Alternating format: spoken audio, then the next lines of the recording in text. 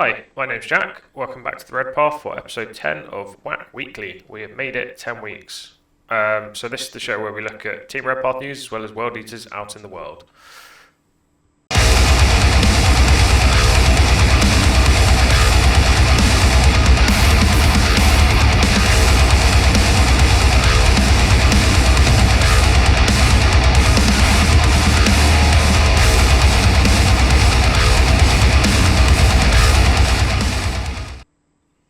Okay, welcome back to the video. So it's a pretty big one this week. Obviously, there was a tournament that happened in Las Vegas. It's decent size. So the LVO was last weekend, and there were 8 World Eaters playing there, which is quite a few. And so they contributed 48 games to the total games count, which was 79 last weekend for World Eaters, which is pretty big. Pretty big. I retract what I said about stuff tailing off at the end of the book last week. I was clearly completely wrong, and it was a breath before fucking LVO, so fine. So 10 GT or bigger performances, so 2 4 and 2s, 4 3 3s, 2 and 4, a 2 and 3, a 1 1 3, and an 0 and 6. That 0 and 6 was the triple Greater Brass Scorpion Lord of Skulls list, which predictably did not do that well, but I mean, the stones, right? Fair. So, and then there were also 5 RTTs or RTT plus. There were a couple more who took part in one of these 4-round RTTs by the looks of it. So there was a 2 and 1, 2 2 and 2s, 1 1 and 3, a 1 and 2, and an 0 and 3. This puts the overall win rate at 41.77%. So a bit of a boost in the last few weeks, compared to the last few weeks, which has been down nearer like 36, 38, due in no small part to the couple of 4 and 2s that we had at LVO, which we'll get into in a bit. So in terms of Team Red Path news, 2 of the 3 and 3s at LVO were Jamie and Dara. I'll just touch on them briefly, but I think we're going to do a separate video to deep dive their experiences at the tournament. Separate videos, probably, because content. So both, as I said, both went 3 and 3. Jamie finished in 505th, Dara finished in 515th. It was a 965 player event, so both of those are really good. Aside from those, from Dara and Jamie, we also had Chase Anderson from the Discord, so Sergeant Joel, at LVO as well. He managed 2 and 4 and finished 734th. Had a really rough early run by the looks of it. Hang on, I will open his list up because I have not done that yet. So had a really rough early run of it.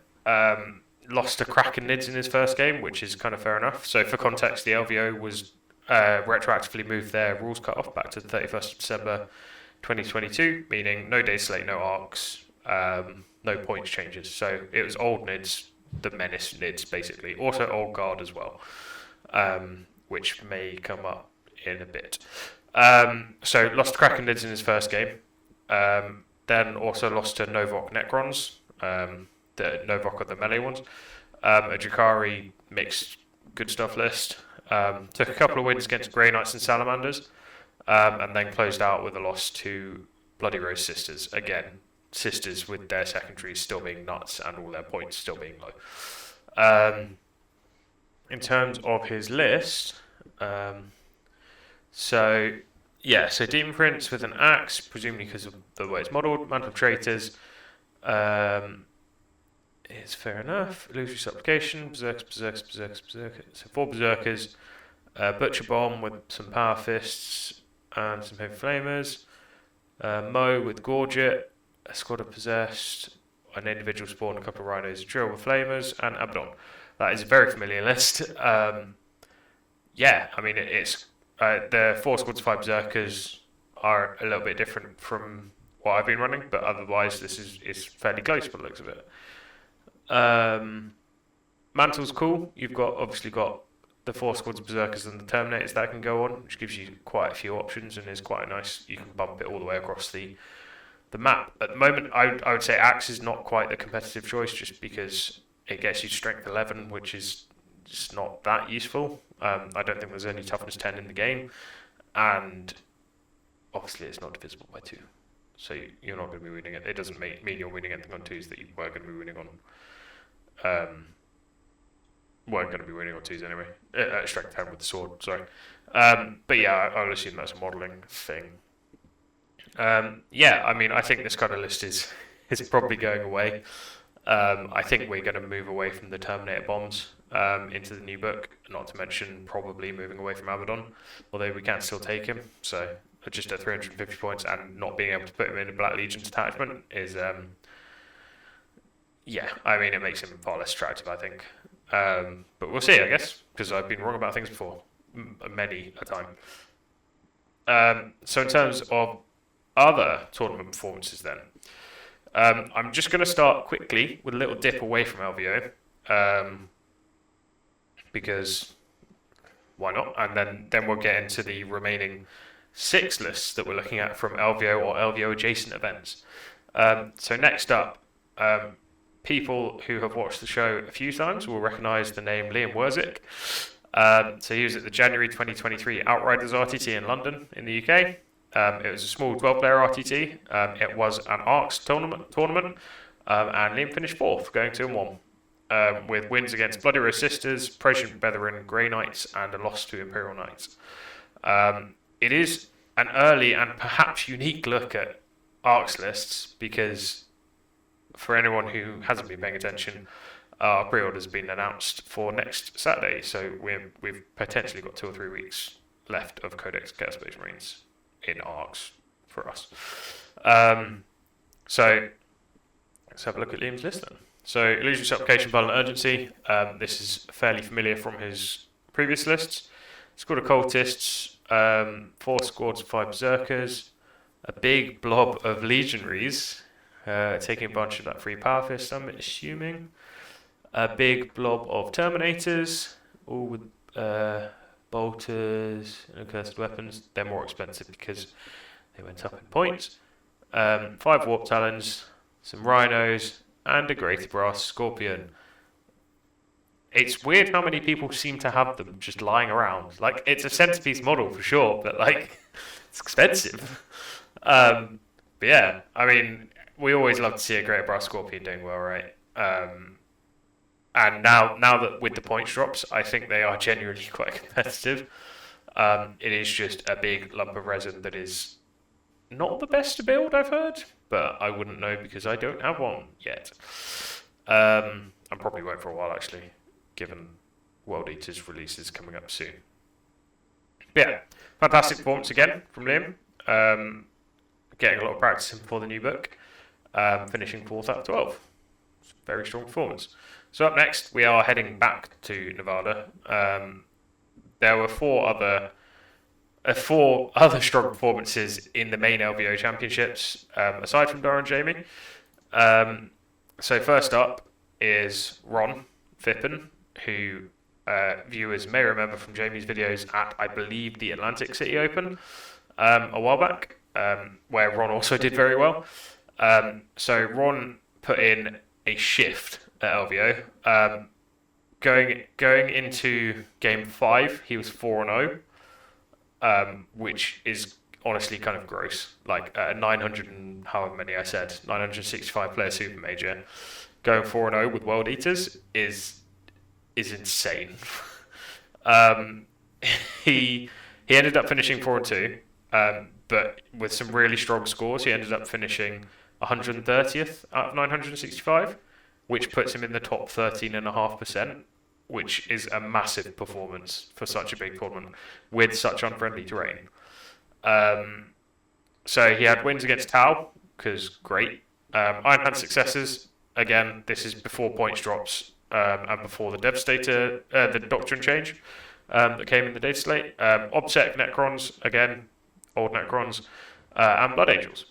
His losses were to Orcs in round 5, run by a guy from Team Scotland who also beat Mark in the first round, and then also the number 1 ranked GSC player, the number 1 ranked globally GSC player. So 2 very respectable losses. His list the format is very simple, which makes it really easy to read. Mantle of Traitors on the Lord to bounce the buff out to one of his many squads of Berserkers or the Terminators. Dark Apostle with Black Mace, love to see it. 4 squads of 5 Berserkers, 3 squads of 5 Possessed, 1 squad of 1 Butcher Bomb, 2 squads of 5 Warp Talons, a squad of Chaos Spawn, a Rhino and a Drill for the Berserkers, I'm going to assume. It's a very fast list. Warp Talons Possessed, Terminators stomping up the middle with, or just deep striking in with the Lord and with the Apostle backing them up, presumably. Rhino dumping Berserkers wherever. The Drill also dumping Berserkers wherever. I know Ron's a big fan of MSU as well, and I think it comes out quite a lot in this list. The only concession is the Butcher Bomb, just to get the most out of that 2 CP strat and the Black Rune. And quite a nice Anvil unit, while all of the other units that he has run around and kill stuff and flip objectives and all of that good stuff. I am really excited to see what Ron could do with our new book. I think it's going to suit his playstyle. From what I know of his playstyle, going to suit it very well. So Ron wasn't the only one who went 4-2 at the LVO. Just did it in quite a spectacular fashion with the 4-0 start.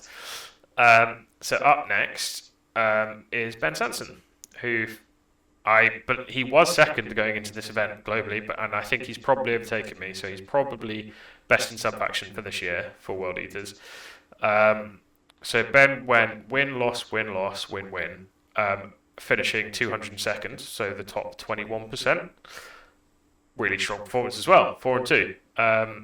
So he had wins against Bloody Rose Sisters, a guard horde list that had over 200 guardsmen in it. That was a 100-point win for him. Votan, which is great to see, another 100-point win for him. And then I'd be really interested to see what secondaries he's in, because 100-point win. I struggle with 100-point wins. I think I've only got 2 ever. And they've been on missions where I can take banners, or the kill secondaries are really good, like guard or Necrons. So I'd be really interested. Ben, if you're watching, please tell me what secondaries you took so I can just copy you. And then finally, Tower Bombers was his last win. His losses came to Emperor's Children, which is fair enough, and Death Guard, which is also kind of fair enough. It's unconfirmed as of recording, because the rankings are still hidden after the LVO. But this performance is likely been enough to clinch best in sub-faction for Ben. But we shall see. I think this list is broadly unchanged from the other stuff we've seen him run recently. So Berserkers, big squad and 2 little squads. 2 squads of Terminators is kind of his signature at this point, I think. A Dreadclaw, a blob of Warp Talons for Frenzy, and then a Rhino. Yeah.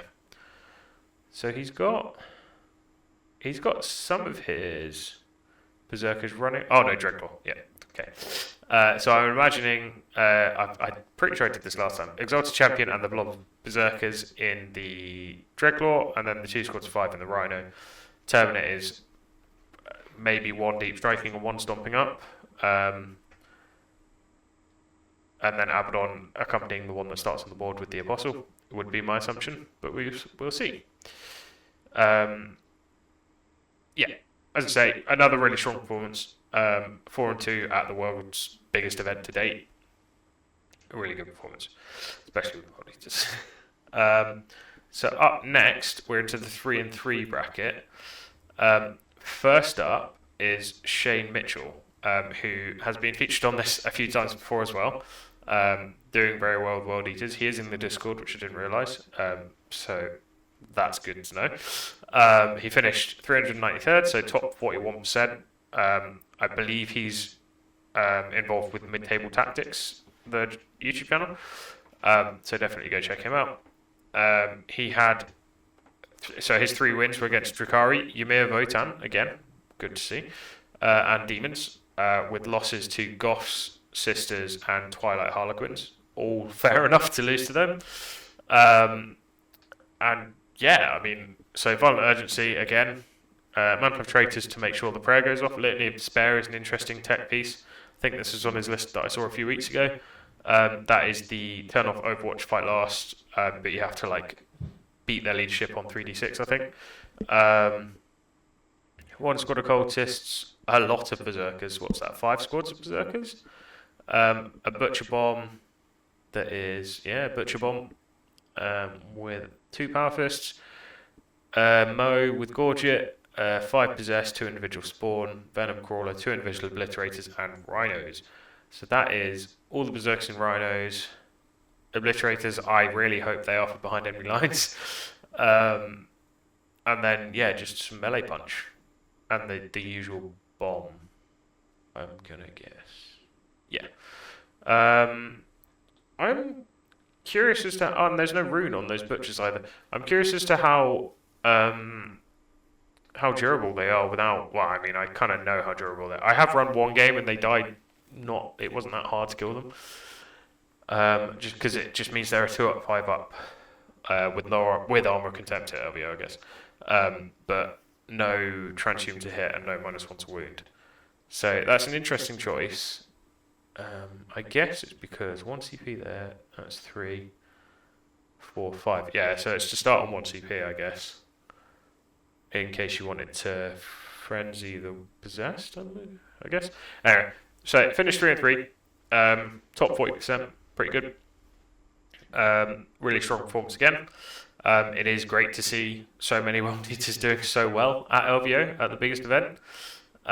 When our rules are, I think everyone would agree, a little bit lackluster at the moment, at least by comparison to the overall meta. So finally at the LVO proper, was going into the event 3rd place in sub-faction Mark Whittaker, who, again, in the chat, in the Discord, if you want to jump in and pick his brain about stuff, his path was loss, win, win, loss, loss, win. Finishing 3 and 3, he finished 484th. Had some great wins against Kraken Nids, which I think was probably a bit cathartic for Dara by the sounds of it. And then Blood Angels, Khorne Demons as well. His losses came to Death Skulls Orcs, so the Team Scotland guy I mentioned earlier, who also beat Ron. Leviathan Nids, so yeah, and then Bloody Rose Sisters, which also kind of fair enough. This is Mark's patented multiple list. It unironically runs Khorne and has one of the most disgusting Warpsmiths I've ever seen. This thing is a mortal wound machine. So Flames and Spite, 6s to wound, do mortals in addition. That's melee or shooting. He also gets full rerolls to wound in melee. He has Mantle of Traitors for full rerolls to hit. He has Gorefather, so 6s to wound, do 3 mortal wounds, and the attack sequence ends. But they also do an extra mortal wound in addition, so you're full reroll to hit, and then you're fishing for 6s to wound with full rerolls to wound. And each 6 to wound does 4 mortal wounds. And you also have the Mecha Tendrils that also do mortal wounds in addition, but not the 4, just one. Just one. That's kind of gross. Like, it's 3 CP, so it's expensive, but it is gross. So then a couple of squads of cultists, a couple of little squads of berserkers, March of Executions with Hatred Incarnate, so for the full rerolls to hit fish for 6s. A squad of raptors, presumably a tech piece for clearing screens with the flamers, or secondaries, I'm assuming. 1 Land Raider, 1 Vindicator with a Siege Shield, 2 Vindicators with a Siege Shield, and then a Lord of Skulls. That is a lot of heavy armor. It's very expensive, but it is also relatively hard to shift. So there's 1 toughness 9 block, everything else is toughness 8. The Lord of Skulls has 30 wounds, 2-up, 5-up. The Land Raider has a 2-up save. The Vindicators have a 2-up save against shooting. Like, it takes some quite dedicated firepower to shift all of that, especially with 2 Warpsmiths healing them up every turn. Yeah, and I mean, it's been doing work. Like, Mark's stuck with this list for a while, I think now, and especially on player place terrain, I feel like that's the place for it to shine. You can set up some favourable firing lines and stuff like that. So that's aside from Dara and Jamie, and as I said, there'll be a couple of videos with them later on in the week, hopefully. That is LVO. There was an RTT Plus thing that happened called LVO 40k Friendly, which I'm assuming happened in the vicinity. And there were two players who did fairly well at that. So it was an 83 player RTT plus. First up is the enigmatic Ethan A, who went 2-2 and finished 31st of 83, with wins to Nids and Thousand Suns, and his defeats both coming to Guard, which is kind of fair. I weirdly struggle with Guard nowadays, even before New Guard, and I haven't played New Guard yet, which is for the best, I think. Yeah, so, I mean, let's have a look. So, Demon Prince, Battle Lust is the 6-inch rare, can always fights first. Calm the Betrayer, classic. 3 big blobs of Berserkers with a couple of Plasma Pistols sprinkled in. 2 Land Raider Proteuses. I don't know. Proteuses. And a Great Brass Scorpion. Again, this is with old points as well, so fair. I mean, I'm guessing the Berserkers, or 2 of the squads of Berserkers going the Proteus is, and then, yeah, I mean, that's quite a simple point and click list, I guess. You yeet everything up the board, and if it doesn't work, it doesn't work. But if it does work, you win. I'm kind of unsurprised that it struggled into Guard, just because I'm not sure there's the volume there that you need to kill Guard before they kill you.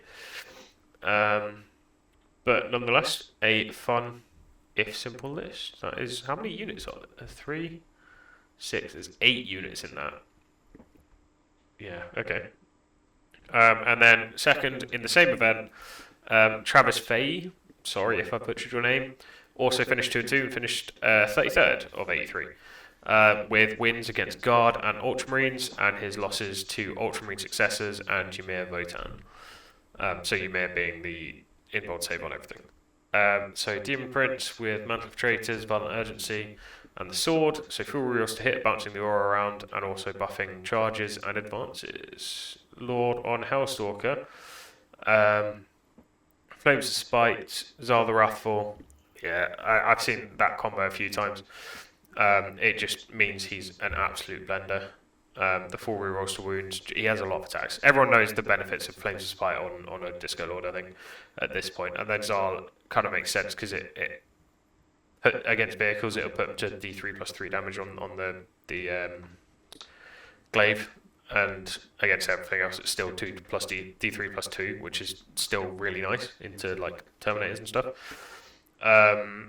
So then a squad of cultists, 2 big squads of berserkers, 2 squads of 8, and a squad of 9 legionaries. And then, ooh, nice. Black Rune on bikers. So what, 7, 8 bikers there with a rune, a power fist, a couple of melters, and then loads of chainswords. So that's a lot of AP2 attacks with an AP4 power fist and also melters, and they're hard to shift. Probably as an escort for the Disco Lord, I would imagine. That's cool. I've not seen that run with success. Yeah, I've like theorized about it, but I haven't seen it run with success. So it's good to see it working, and that I'm not just a complete idiot all the time. So then 2 rhinos and then a lot of skulls. So yeah, a lot of people like to bring Lords of War to Vegas apparently. There were lots about by the looks of it. So yeah, well done Travis. 2-2, finished 33rd, another strong finish.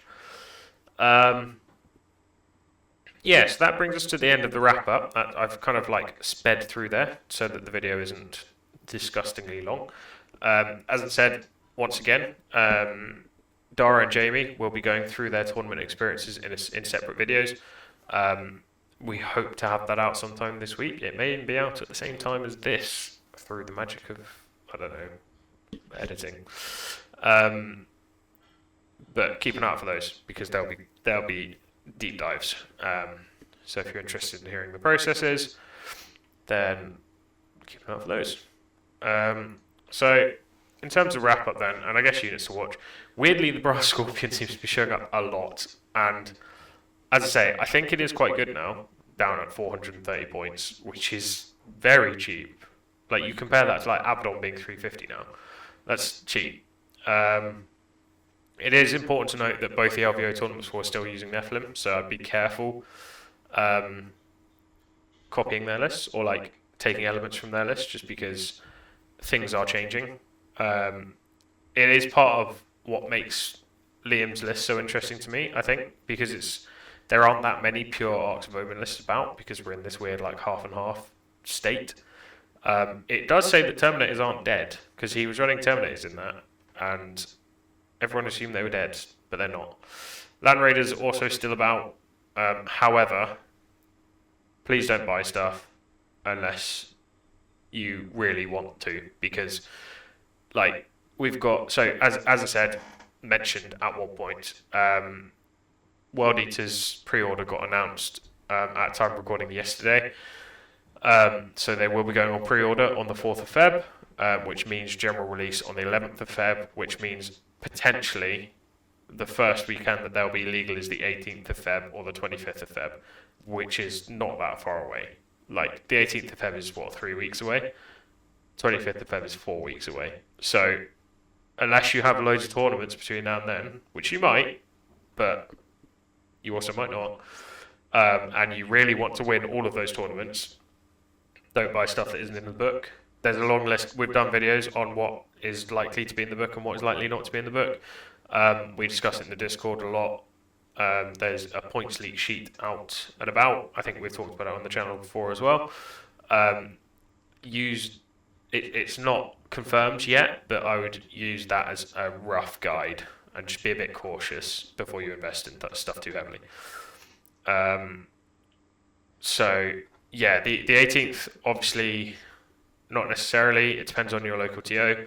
I have a smallish at the moment. It's a GT. There's an RTT that weekend as well that I've been considering as well, but I haven't decided between the two. But both of those tournaments have said that I'm okay to use the new book on the 18th, which is good, because otherwise I probably wouldn't go to either of them. So, just if you're hoping to use the book like the week after it comes out, check with your local TOs. In my experience, my experience has been really good. Most will probably be all right with it, but check, just to avoid disappointment. So it'll be really interesting to see where my list ends up, because at the moment there are a couple of unanswered questions for me, and I mean I haven't been quiet about it in the Discord. I think the discussion of 8-bound and Exalted 8-bound is really up in the air at the moment, because they were weirdly cagey about it in the Warhammer Plus Battle Report. So we can infer, the rumours have been that they're like juiced up possessed, right? So 9-inch move. I'm hoping that they have more than 3 wounds, but I haven't watched the Warhammer Plus, the Bat Rep, closely enough to work out how many wounds they have, because I think my reservations around them, I'm not going to get into a tangent. My reservations around them are that they're too squishy for 40 points model, but we'll see. And then we'll also see about Exalted 8-bound and where the 2 niches are, and if those niches are filled by other stuff in the army as well, or we are reliant on those specific units. I do have a couple of ideas. Like I've been talking about allying some Chaos Knights as shooting sport. I'm going to be testing Executioners with Chaos Space Marines and Index World Eaters tomorrow as of recording. So I will no doubt have some reflections on that either next week or if you catch me in the Discord. So, I mean, I've mentioned it a few times. Join the Discord. We have lots of discussions and things are heating up as we get a bit closer to the Codex. So if you want to be part of those discussions, join the Discord. There's a link in the description below. Like, comment, subscribe. It's also a very good time to mention that we are affiliated with Element Games. So if you're based in the UK and looking to pre-order a load of World Eaters next weekend, please follow our affiliate link down below, and it helps support the channel. It helps us keep making what we're making. So if you like our content, please do that. Yeah, so you'll notice that I'm not doing the great game at the moment. That's because this close to the LVO, the rankings are all hidden, so I can't look at the number of players, which is sad for me, and also means I can't see best in sub-faction, which is very sad for me, because I'm pretty sure I finished second. I may even have finished third. Mark did all right at LVO, but I'm pretty sure I haven't won, which is also sad for me. But yeah, stay healthy, stay safe, and kill main burn.